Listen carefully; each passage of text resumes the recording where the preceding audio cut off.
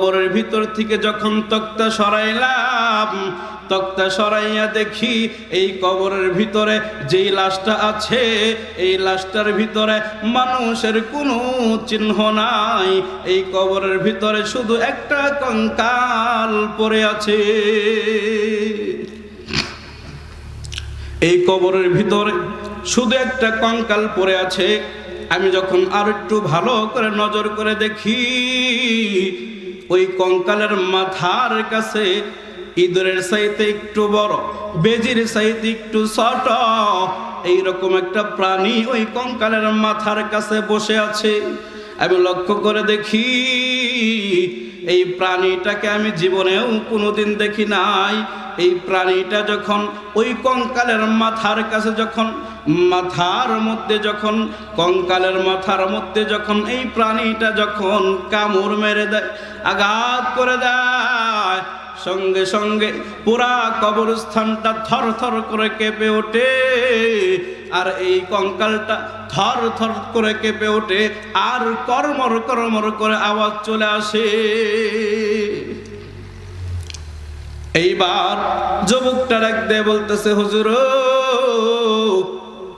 একবার দুইবার আমি লক্ষ্য করে দেখি, দেখতে দেখতে কঙ্কালের প্রতি আমার একটা মায়া জন্ম সৃষ্টি হয়ে গেল।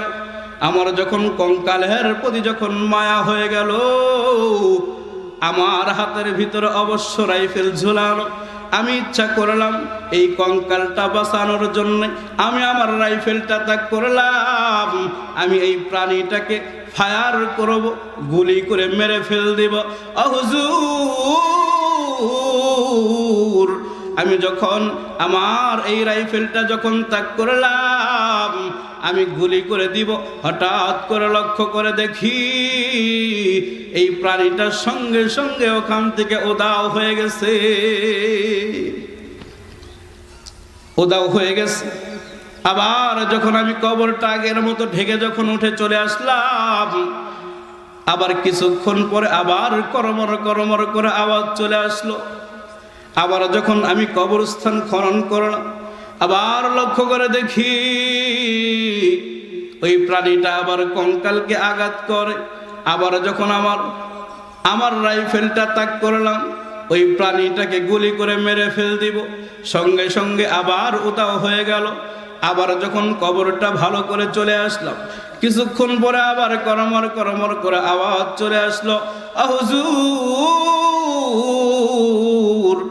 আমি তখন আবার কবরটা খনন করলাম।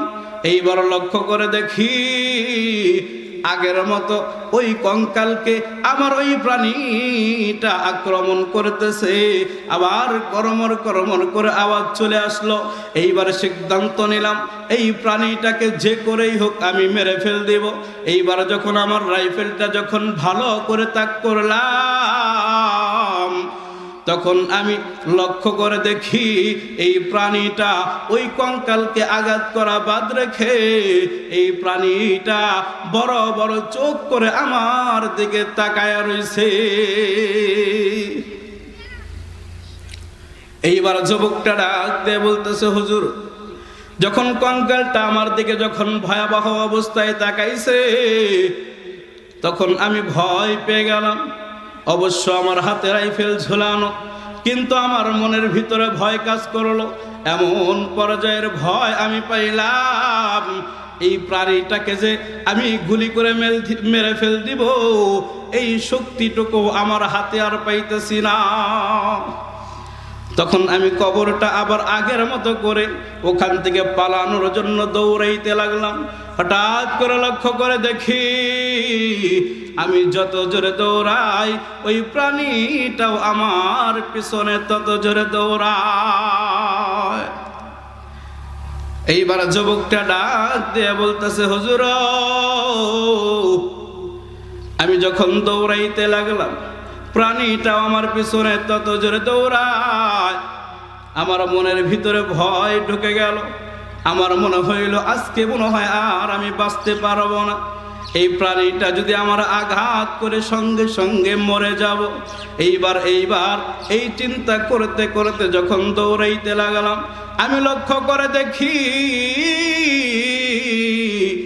সামনে একটা খালের মতো দেখা যায়, একটা নদীর মতো দেখা যায়।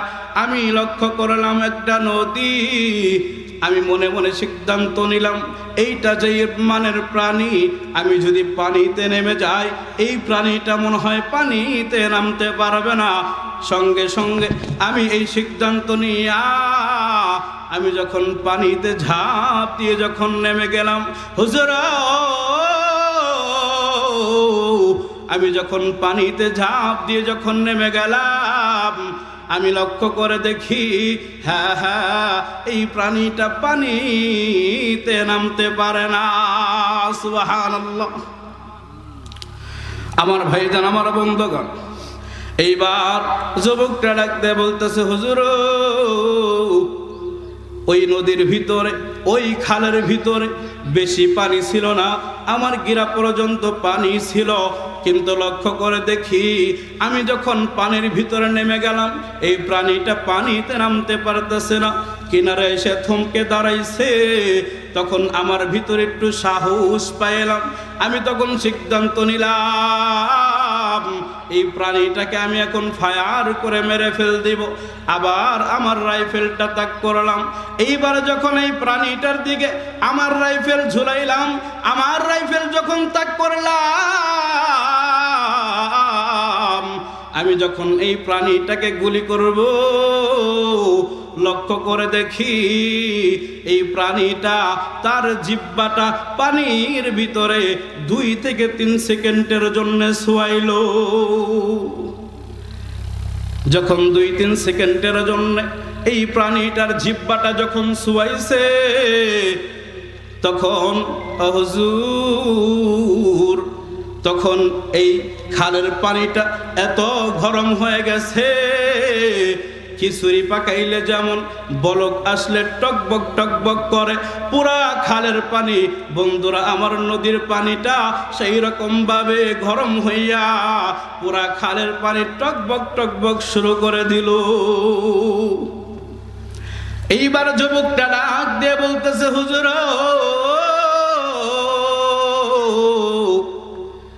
আমি লক্ষ্য করে দেখি পুরা খালের পানি, নদীর পানি এইরকম ভাবে গরম হইয়া টকবক টকবক শুরু করে দিল। আমি আর ওইখানে দাঁড়ায় থাকতে পারলাম না। আমি হাউমাউ করে চিৎকার দিয়ে টানে চলে আসলাম। আমি অজ্ঞান হয়ে পড়ে গিয়েছি। আমার বন্ধুরা যারা ছিল সবাই আমাকে ওখান থেকে উদ্ধার করে পাকিস্তানের রাওয়ালপিন্ডি বড় একটা হসপিটালে যখন ভর্তি করলো, ওইখানে যখন আমার উন্নত চিকিৎসার জন্য সবাই যখন আমাকে সরকারিভাবে বড় হসপিটালে যখন ভর্তি করলো, হুজুর সেইখানে অনেক দিন, দীর্ঘদিন পর্যন্ত আমার চিকিৎসা হইল। কিন্তু যত চিকিৎসা করা হয়, যত দিন যায় উন্নত দেখা দেয় না, যতই দিন যায় ততই অবনতি হয়। এইবার আমার উন্নত চিকিৎসার জন্য পাকিস্তানি সরকারের পক্ষ থেকে আমাকে আমেরিকা পাঠানো হলো। সেইখানে আমেরিকার ভিতরে যত স্কিন বিশেষজ্ঞ বড় বড় ডাক্তার ছিল সবাই একটা ভোটে বসলো। সবার ভিতরে সবচাইতে যেইটি বড় ডাক্তার, তাকে দিয়ে আমার 1-1.5 বছর চিকিৎসা হইল। কিন্তু শেষ পর্যায়ে আমার কোন উন্নত দেখা দিল না। যতই সময় যায় ততই অবনতি হয়। সেখান থেকে আমাকে আবার পাকিস্তানে পাঠানো হলো। হুজুর এই তো আমি ওখান থেকে আমেরিকা থেকে আমাকে প্লাস্টার সার্জারি করে দিয়েছে, এইটা খোলাও যায় লাগানো যায়। সেইখানে নূর আহমদ নূর পাকিস্তান হুজুর তিনি বলে, আমি যখন ওই যুবকটার পায়ের ভিতর থেকে প্লাস্টিক সার্জারি যখন খোলাইলাম, তখন পর্যন্ত ওই যুবকের পায়ের থেকে দুর্গন্ধ আসতেছিল। এইবার যুবকটা ডাক দিয়ে বলে, হুজুর আপনারা জাহান্নামের আযাব, কবরের আযাব কোরআনে পড়েছেন, হাদিসে পড়েছেন, কিন্তু আমি কিন্তু সেই যুবক নয়, আমি জাহান্নামের আযাব আমার নিজের চোখে দেখেছি, খানিকটা আমি নিজেও ভোগ করতেছি।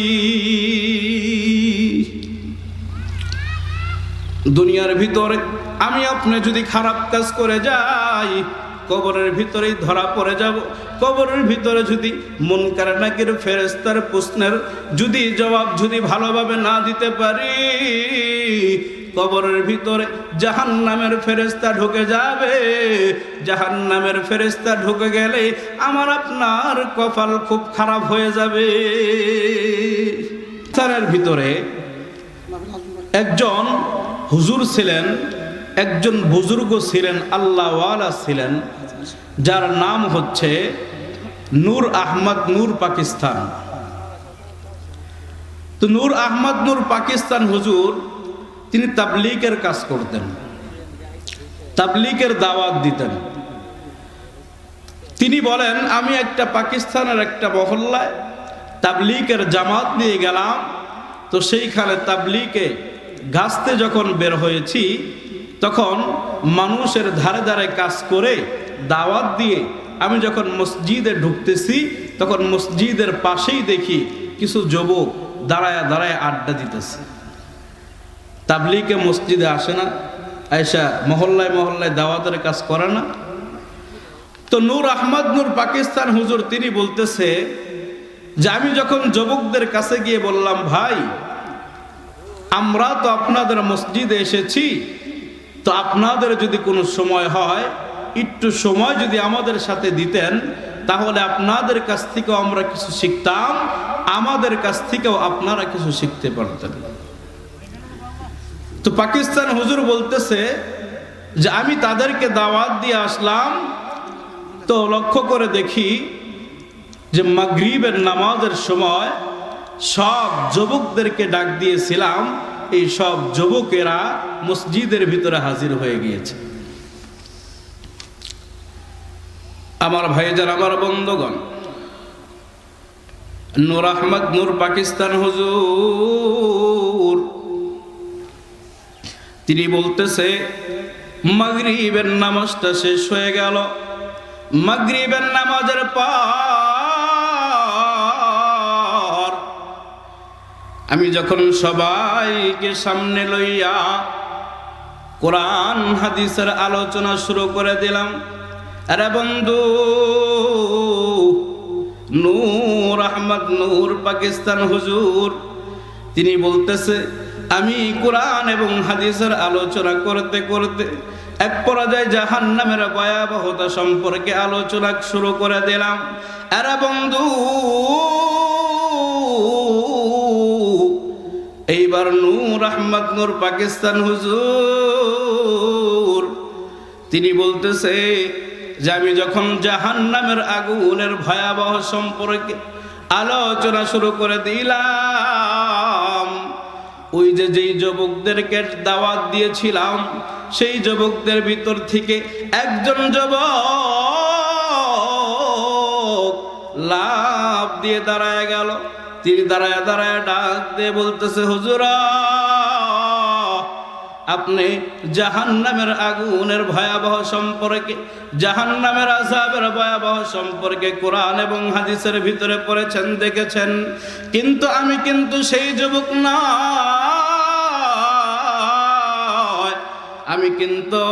আমি জাহান্নামের ভয়াবহ সম্পর্কে আযাবের কথা কোরআনে উপরি নাই, হাদিসে উপরি নাই, আমি আমার দুই চোখে জাহান্নামের আযাবের ভয়াবহ সম্পর্কে আমি নিজের চোখে দেখেছি।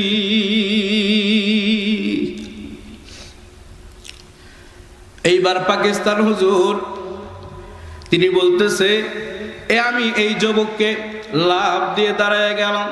আমি যখন যুবককে ডাক দিয়ে বলতেছি, যুবকরা, তুমি যে জাহান্নামের ভয়াবহ আযাব তুমি নিজের চোখে দেখেছো, আমাদেরকে তুমি একটু খুলে বলো, কেমন করে তুমি জাহান্নামের আযাব তুমি দেখেছো। এইবার যুবকটা যখন নূর আহমদ নূর পাকিস্তান হুজুর বলতেছে আমি আমার চেয়ারটা ছেড়ে দিলাম, এই যুবককে আমার চেয়ারে বসা দিলাম, এইবার যুবকটা চেয়ারের ভিতরে বসে পড়ল।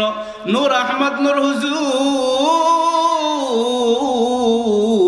তিনি বলতেছে এইবার যুবকটা চেয়ারের ভিতরে বসে পড়ল। যুবকটা চেয়ারের ভিতরে বসে পড়ে ডাক দিয়ে বলতেছে হুজুর, আমি এই পাকিস্তানের ভিতরে আমি কিন্তু সাধারণ কোনো যুবক নয়, আমি একজন তাগড়া নওজোয়ান সেনাবাহিনীর সদস্য। আমি সেনা ডিপার্টমেন্টে চাকরি করতাম।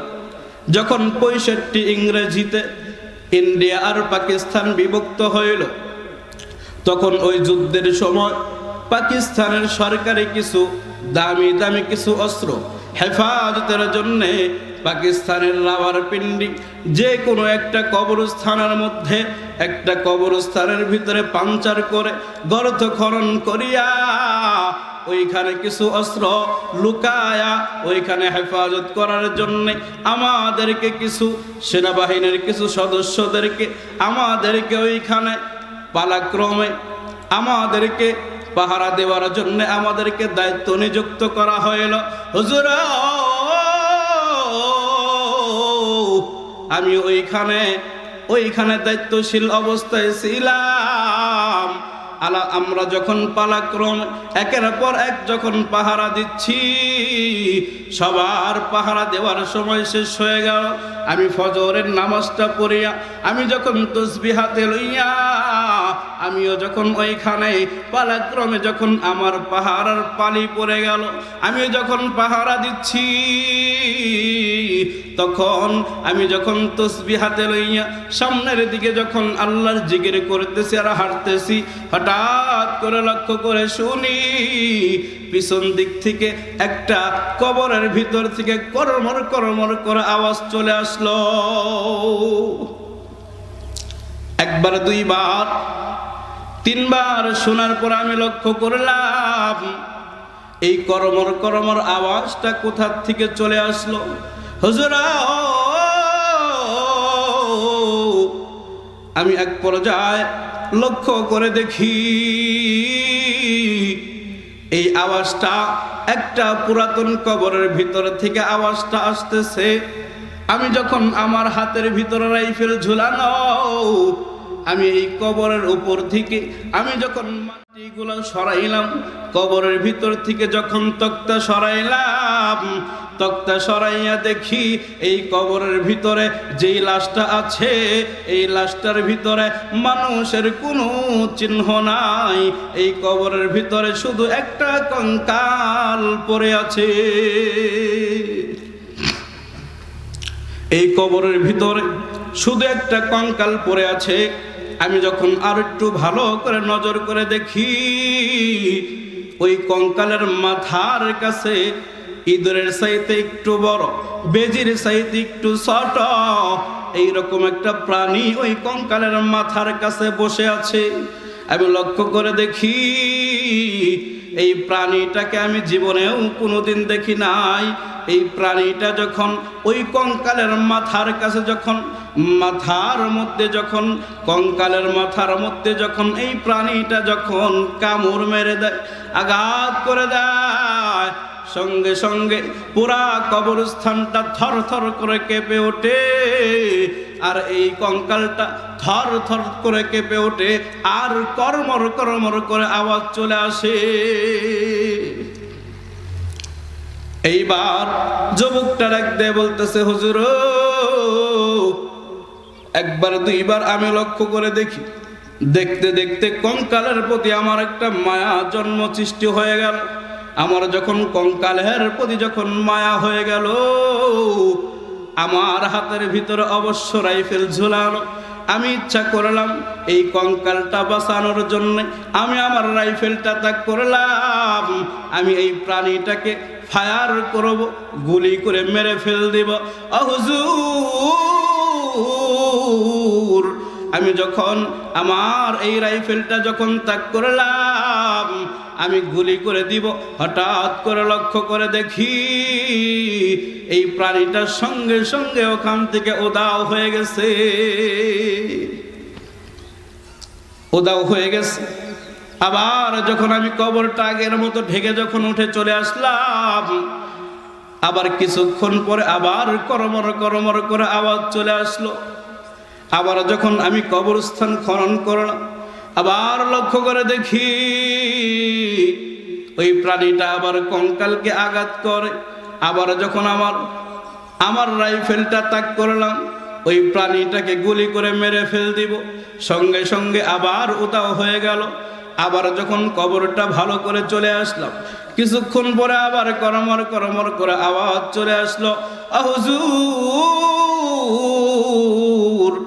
আমি তখন আবার কবরটা খনন করলাম। এইবার লক্ষ্য করে দেখি আগের মতো ওই কঙ্কালকে আমার ওই প্রাণীটা আক্রমণ করতেছে। আবার করমর করমর করে আওয়াজ চলে আসলো। এইবার সিদ্ধান্ত নিলাম এই প্রাণীটাকে যে করেই হোক আমি মেরে ফেল দেব। এইবার যখন আমার রাইফেলটা যখন ভালো করে তাক করলাম, তখন আমি লক্ষ্য করে দেখি এই প্রাণীটা ওই কঙ্কালকে আঘাত করা বাদ রেখে এই প্রাণীটা বড় বড় চোখ করে আমার দিকে তাকায়া রইছে। এইবার যুবকটা ডাক দিয়ে বলতেছে, হুজুর, যখন কঙ্কালটা আমার দিকে যখন ভয়াবহ অবস্থায় তাকাইছে, তখন আমি ভয় পেয়ে গেলাম। অবশ্য আমার হাতে রাইফেল ঝুলানো, কিন্তু আমার মনের ভিতরে ভয় কাজ করলো। এমন পর্যায়ের ভয় আমি পাইলাম, এই প্রাণীটাকে যে আমি গুলি করে মেরে ফেল দিব, এই শক্তিটুকু আমার হাতে আর পাইতেছি না। তখন আমি কবরটা আবার আগের মতো করে ওখান থেকে পালানোর জন্য দৌড়াইতে লাগলাম। হঠাৎ করে লক্ষ্য করে দেখি আমি যত জোরে দৌড়াই, ওই প্রাণীটাও আমার পিছনে তত জোরে দৌড়ায়। এইবার যুবকটা ডাক দিয়ে বলতেছে, হুজুর, আমি যখন দৌড়াইতে লাগলাম, প্রাণীটাও আমার পিছনে তত জোরে দৌড়ায়। আমার মনের ভিতরে ভয় ঢুকে গেল। আমার মনে হইল আজকে মনে হয় আর আমি বাঁচতে পারবো না। এই প্রাণীটা যদি আমার আঘাত করে সঙ্গে সঙ্গে মরে যাব। এইবার এই চিন্তা করতে করতে যখন দৌড়াইতে লাগলাম, আমি লক্ষ্য করে দেখি সামনে একটা খালের মতো দেখা যায়, একটা নদীর মতো দেখা যায়। আমি লক্ষ্য করলাম একটা নদী। আমি মনে মনে সিদ্ধান্ত নিলাম, এইটা যে মানের প্রাণী, আমি যদি পানিতে নেমে যাই, এই প্রাণীটা মনে হয় পানিতে নামতে পারবে না। সঙ্গে সঙ্গে আমি এই সিদ্ধান্ত নিয়ে আমি যখন পানিতে ঝাঁপ দিয়ে যখন নেমে গেলাম, হুজুর, আমি যখন পানিতে ঝাঁপ দিয়ে যখন নেমে গেলাম, আমি লক্ষ্য করে দেখি হ্যাঁ, এই প্রাণীটা পানিতে নামতে পারে না। সুবহানাল্লাহ। আমার ভাইজান, আমার বন্ধুগণ, এইবার যুবকটা ডাকতে বলতেছে, হুজুর, ওই নদীর ভিতরে, ওই খালের ভিতরে বেশি পানি ছিল না, আমার গিরা পর্যন্ত পানি ছিল। কিন্তু লক্ষ্য করে দেখি আমি যখন পানির ভিতরে নেমে গেলাম, এই প্রাণীটা পানিতে নামতে পারতেছে না, কিনারে এসে থমকে দাঁড়াইছে। তখন আমার ভিতরে একটু সাহস পাইলাম। আমি তখন সিদ্ধান্ত নিলাম, এই প্রাণীটাকে আমি এখন ফায়ার করে মেরে ফেল দিব। আবার আমার রাইফেলটা তাক করলাম। এইবার যখন এই প্রাণীটার দিকে আমার রাইফেল ঝুলাইলাম, আমার রাইফেল যখন তাক করলাম, আমি যখন এই প্রাণীটাকে গুলি করব, লক্ষ্য করে দেখি এই প্রাণীটা তার জিহ্বাটা পানির ভিতরে 2 থেকে 3 সেকেন্ডের জন্য শোয়াইল। যখন 2-3 সেকেন্ডের জন্য এই প্রাণীটার জিহ্বাটা যখন শোয়াইছে, তখন হুজুর তখন এই খালের পানিটা এত গরম হয়ে গেছে, খিচুড়ি পাকাইলে যেমন বলক আসলে টকবক টকবক করে, পুরা খালের পানি বন্ধুরা আমার নদীর পানিটা সেই রকম ভাবে গরম হইয়া পুরা খালের পানি টকবক টকবক শুরু করে দিল। এইবার যুবকটা ডাক দিয়ে বলতেছে, হুজুর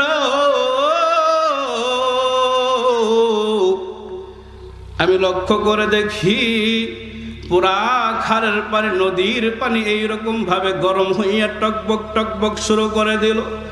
পাক রব্বুল আলামিন আমাদেরকে দুনিয়ার ভিতরে যেই রকম ভাবে পাঠিয়েছেন, তারা ইবাদত বন্দেগীর জন্যে সারাটি জীবন যেন যথাযথভাবে আল্লাহ পাকের ইবাদত বন্দেগী করে দুনিয়ার থেকে যাইতে পারি। সকলে বলি আমিন।